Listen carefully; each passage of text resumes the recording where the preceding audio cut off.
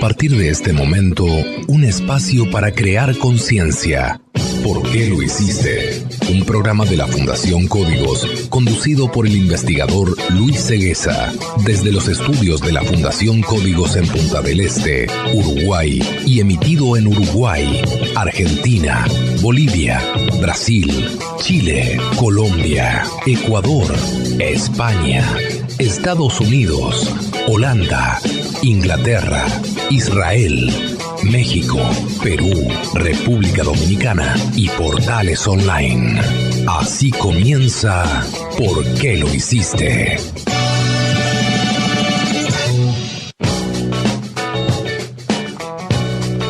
Muy bienvenidos amigos nuevamente a ¿Por qué lo hiciste? Otro año que se nos va, ya entrando casi en el 2018. Comenzamos hoy con un nuevo programa de la Fundación Códigos. Hoy estaremos hablando de cómo afecta el clima espacial en el clima de la Tierra. También estaremos hablando de los efectos de la falta de oxígeno en nuestro cuerpo.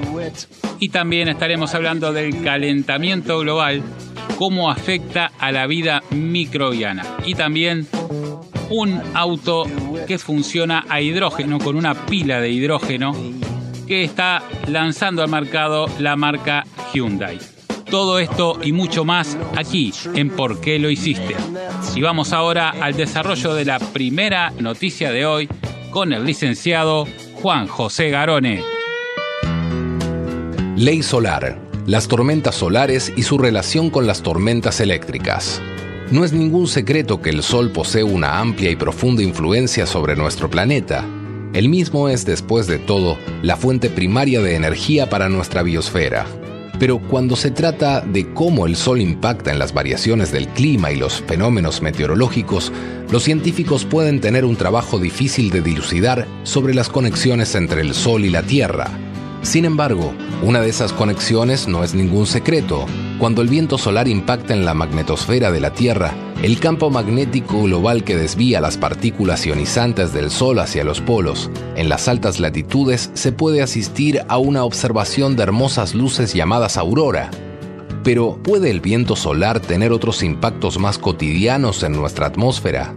Sí, lo tiene. De acuerdo a un nuevo estudio publicado el 14 de mayo en la revista Environment Research Letters, científicos de la Universidad de Reading han visto por primera vez que las partículas ionizantes en las corrientes del viento solar pueden influir en los niveles de actividad de las tormentas eléctricas.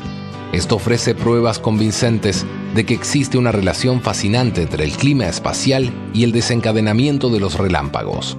Nuestro principal resultado es que hemos encontrado evidencia en que la alta velocidad de las corrientes de viento solar pueden aumentar las tasas de los relámpagos, dijo el investigador principal Chris Scott. Esto puede ser un aumento real de los relámpagos o un aumento de la magnitud de los mismos, levantándolos por encima del umbral de detección de los instrumentos de medición. Si ha pensado que los rayos cósmicos, partículas minúsculas de todo el universo que se aceleraron a casi la velocidad de la luz por la explosión de estrellas, juegan un papel en el tormentoso clima de la Tierra, pero nuestro trabajo proporciona una evidencia que es algo similar, aunque con menor energía. Partículas creadas por nuestro propio Sol también afectan al relámpago. El equipo de Scott se concentró en la región central de Inglaterra y estudiaron datos de tormentas eléctricas desde el año 2000 al 2005, obtenidos del sistema de detección de relámpagos de la Oficina Meteorológica del Reino Unido. Luego tomaron datos desde la nave espacial de la NASA, Explorador de Composición Avanzada, ACE, que está incrustada en el viento solar en una línea directa entre nosotros y el Sol. Cualquier corriente de viento solar que impacte en el ACE continúa aguas abajo hacia la Tierra. El Sol produce corrientes de viento solar de diferentes velocidades. Así, a medida que el Sol gira, vaos de viento solar más rápido alcanzan a las corrientes de viento lentas. La región donde las corrientes interactúan puede aumentar la densidad de las partículas energéticas del viento solar. La Tierra pasará a través de las regiones de interacción y cuando esto ocurre, a menudo detectamos el repunte en el clima espacial. A medida que el Sol rota cada 27 días, corrientes de viento solar de alta velocidad, regularmente y de manera predecible, fluyen más a la Tierra.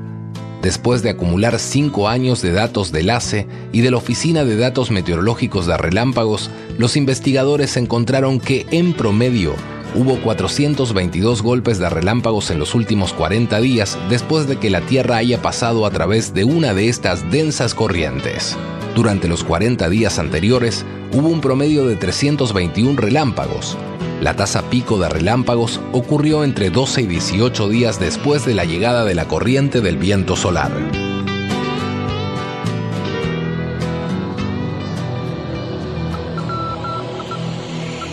Bien, gracias Juanjo.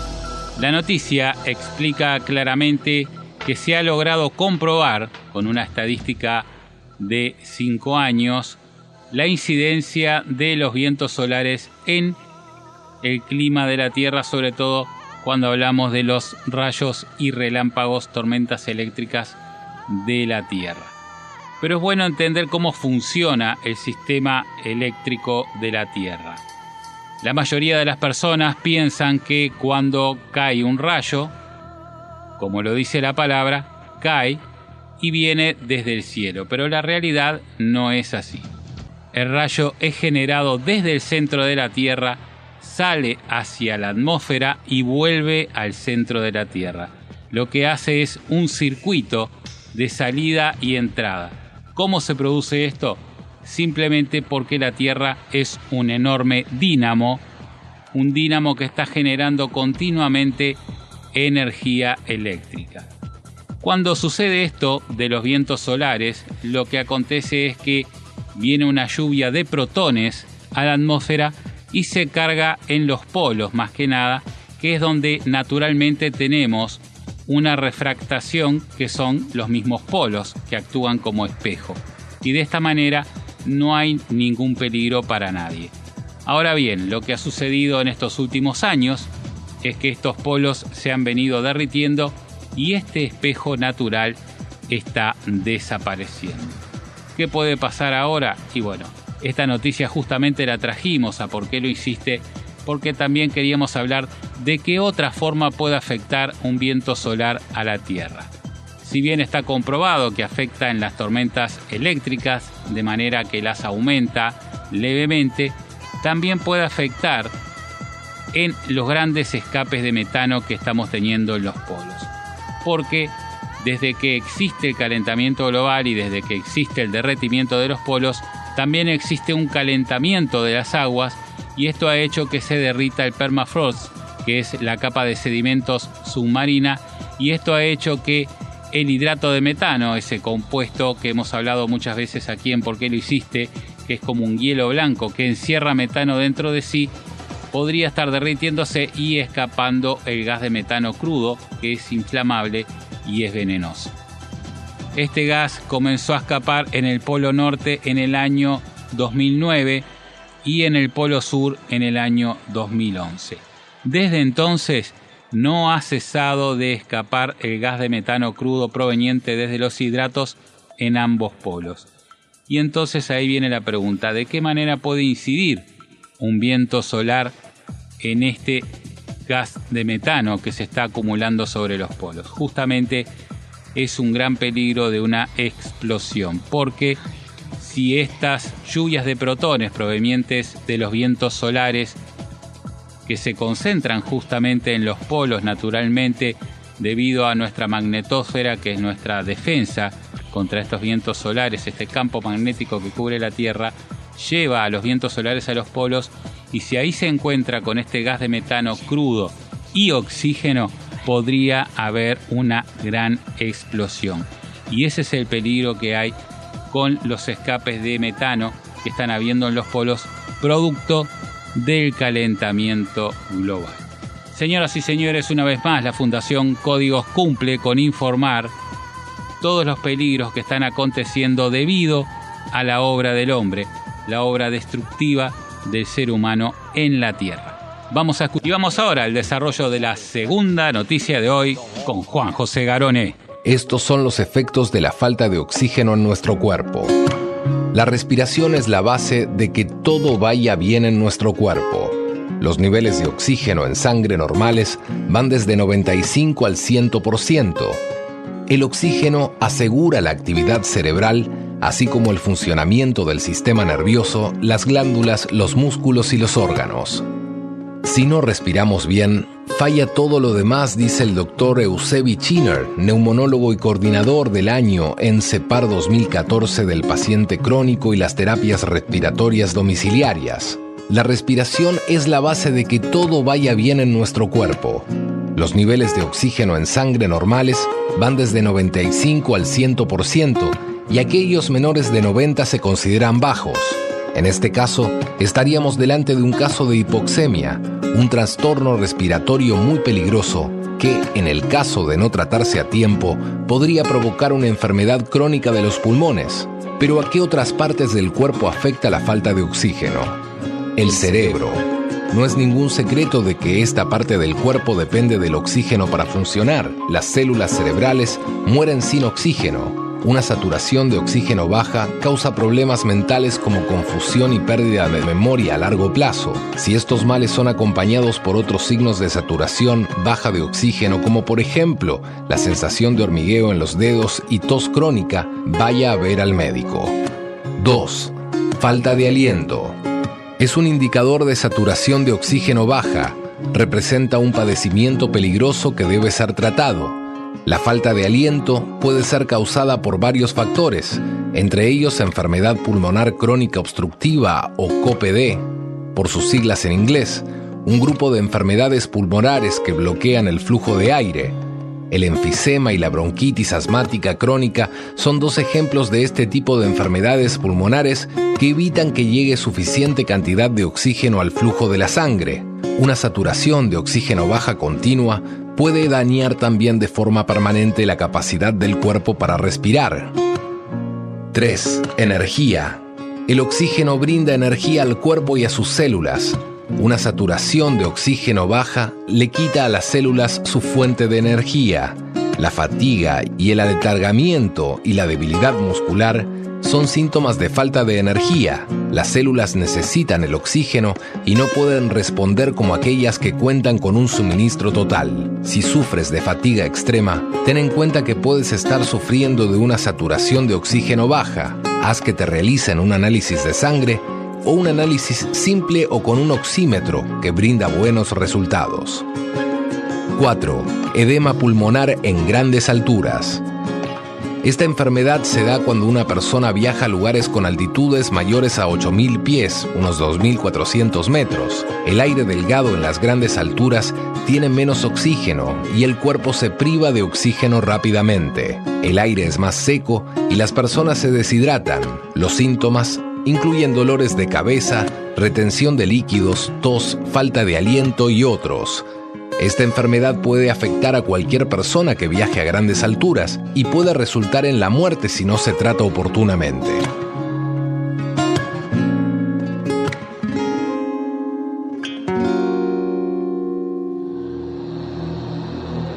Amigas y amigos, que el oxígeno es importante para la vida, todos lo sabemos. Pero últimamente se ha venido estudiando mucho más a fondo la incidencia del oxígeno en nuestra salud. Y se ha llegado a la conclusión, hoy por hoy, de que el oxígeno es uno de los elementos más importantes para mantenernos sanos.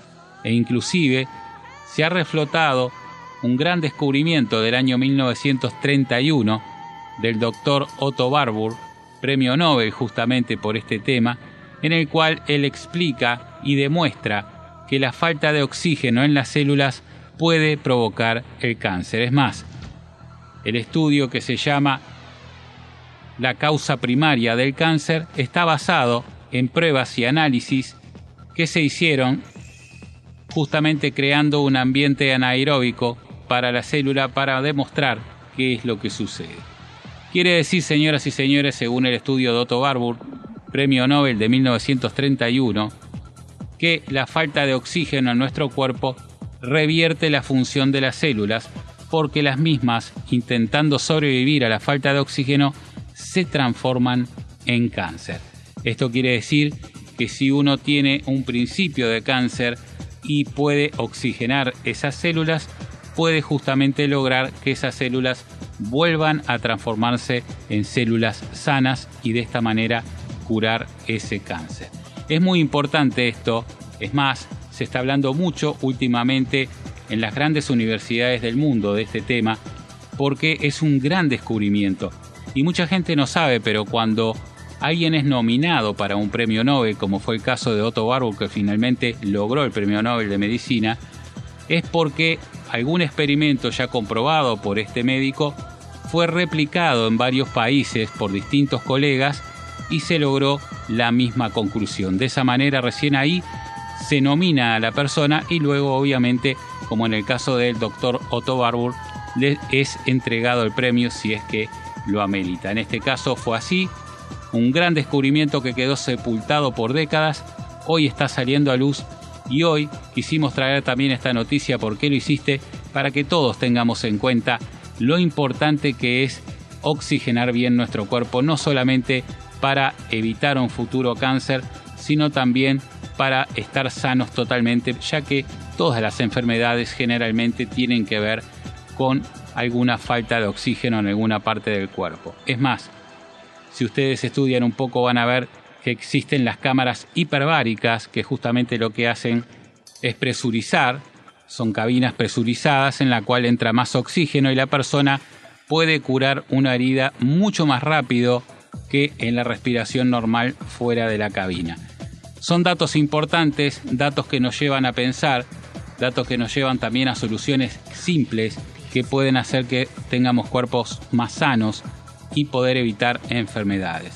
Comer frutas, verduras, es oxigenar las células y también utilizar mucho limón con las comidas y miel, sobre todo en el desayuno, ayuda a alcalinizar la sangre y de esta manera hacemos el efecto contrario a la acidificación de la sangre, que es lo que provoca las enfermedades.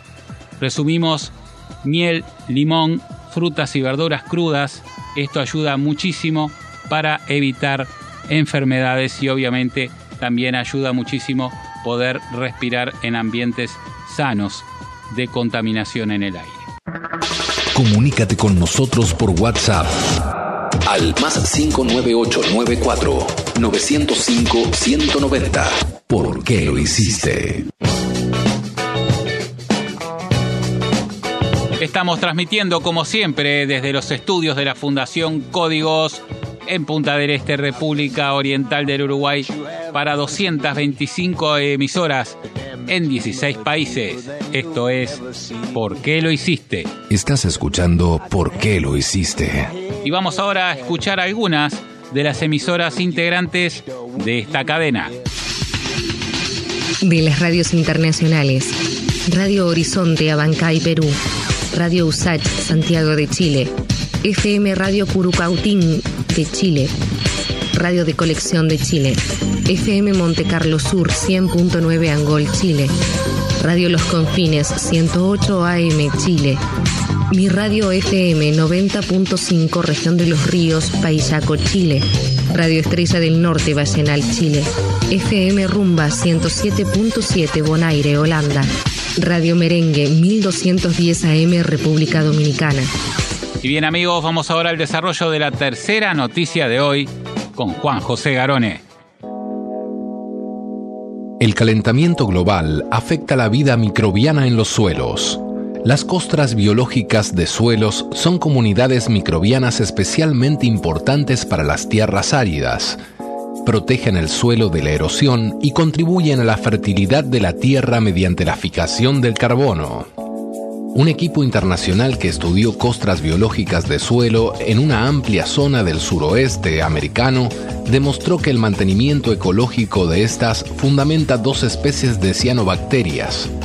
En su trabajo, que se publica en el último número de la revista Science, los investigadores argumentaron que el calentamiento global está provocando una redistribución geográfica de las dos especies, lo que podría desencadenar efectos impredecibles relacionados con la fertilidad de los suelos y la erosión. Las costras biológicas de suelos son comunidades microbianas especialmente importantes para las tierras áridas. Protegen el suelo de la erosión y contribuyen a la fertilidad de la tierra mediante la fijación de carbono y nitrógeno y la absorción de nutrientes, apuntan los expertos.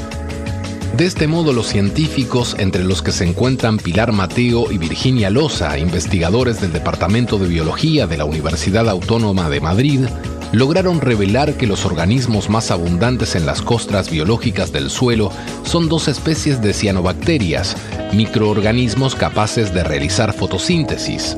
De estas dos especies depende la alimentación y la energía de otras miles de especies de microorganismos que pueden llegar a coexistir en una sola pizca de las capas microbianas.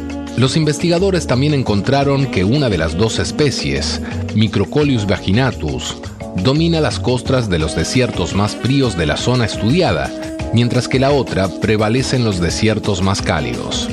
Tomando en cuenta los datos sobre los tipos de suelo, química, lluvia, clima y temperatura, los investigadores utilizaron un nuevo modelo matemático que mostró cómo la temperatura es la variable que mejor explica esta división geográfica de las dos cianobacterias.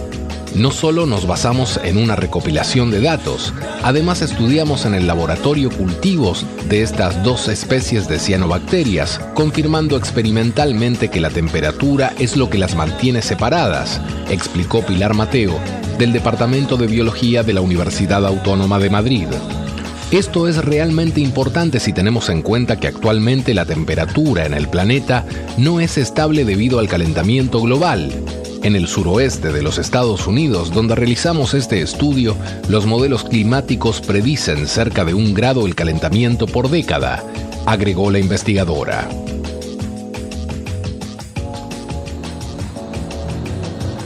Señoras y señores, una noticia que nos deja claro una vez más que el calentamiento global está deteriorando todos los ecosistemas, en este caso uno de ellos en particular. Pero esto está sucediendo a nivel global. A nivel global quiere decir en todo el planeta, en distintos sistemas ecológicos. ¿Por qué sucede esto? Es simple y claro. Para que exista la vida en cualquier planeta del universo, del vasto universo que tenemos, lo primero que tiene que haber es la temperatura adecuada. Primero para que haya agua líquida y para que haya vida, obviamente. Para lograr esto se necesita también oxígeno. El oxígeno es el que regula justamente las temperaturas en un planeta para que pueda haber vida. En el caso de la Tierra particularmente, como ustedes sabrán, existe la vida desde hace muchísimo tiempo gracias a la gran concentración de oxígeno en la atmósfera, lo que llamamos la capa de ozono. Esta capa de ozono lo que ha logrado justamente es, debajo de la misma, conservar temperaturas estables que permitan el agua líquida y la vida. Fuera de la capa de ozono, fuera de la atmósfera de la Tierra, las temperaturas varían entre menos 270 grados, o sea, estamos hablando de 270 grados bajo cero, y más 120 grados de calor. Esta oscilación es la temperatura normal que hay en todo el universo. Estamos hablando de 390 grados de diferencia térmica que puede suceder en tan solo 3 segundos, según si uno está a la sombra o al sol. Esto justamente sucede en todo el universo y no sucede en la Tierra, donde vivimos, debajo de la capa de ozono, gracias al oxígeno acumulado en O3, o sea, gracias a nuestra capa de ozono. Es importante entender esto porque este calentamiento global tiene que ver con el debilitamiento de la capa de ozono, como lo venimos diciendo desde hace mucho tiempo. No es solamente por el efecto invernadero debido a la emisión de gases, sino también por el debilitamiento del ozono que permite entrar rayos calóricos con mayor fuerza y también salir. Por eso sucede que hoy, por ejemplo, hasta los tiburones están muriendo en algunas partes del mundo debido a las olas de frío enormes. Y por otro lado, también hay grandes incendios y grandes olas de calor. Estas diferencias térmicas cada vez mayores, cada año mayores, se deben a que la capa de ozono se sigue debilitando y cada vez más nos acercamos a las temperaturas extremas que hay en el universo.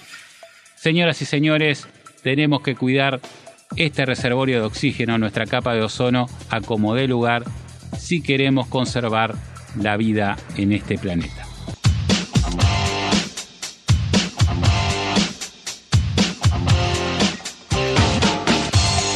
Y vamos ahora al desarrollo de la cuarta noticia de hoy con Juan José Garone. Hyundai comienza a vender su auto de hidrógeno. Se trata del Hyundai Tucson Full Cell a hidrógeno que la automotriz surcoreana busca instalar como vehículo eléctrico alternativo con 0 emisiones. El primer comprador del pequeño utilitario deportivo que por primera vez se fabrica en masa es Tim Bush, un agente de seguros de California. En realidad no es una venta propiamente dicha, sino un contrato de leasing, o sea, de alquiler con opción a compra, por $499 por mes en California, que incluye recarga ilimitada de hidrógeno durante 3 años. Con esta iniciativa, Hyundai se convierte en el primer fabricante en ofrecer en masa un vehículo a pila de hidrógeno a precios competitivos. La tecnología de las células de combustible, FC, no se propone reemplazar a los vehículos eléctricos, dice Dave Sikuwowski, director ejecutivo de la unidad de ventas de Hyundai Estados Unidos. Lo vemos como el eléctrico del futuro, pero sin compromisos. Las ventajas de este tipo de combustible, generador solo de vapor de agua, es parte de una estrategia de corto y largo plazo, donde la marca coreana ha decidido tomar mayor protagonismo. En efecto, el desarrollo de la tecnología para la pila de hidrógeno que utiliza el modelo tuvo sus primeros desarrollos en el año 1998.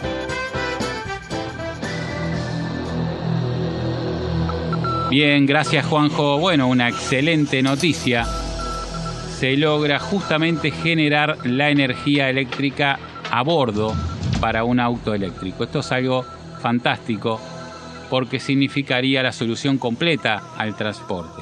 Estamos hablando de un vehículo que está propulsado por un motor eléctrico, por energía eléctrica. Esto ya es un dato sumamente importante, ya que este motor eléctrico no consume oxígeno y por lo tanto no debilita nuestra capa de ozono, y por otro lado no emite gases y por lo tanto no contamina la atmósfera ni crea efecto invernadero.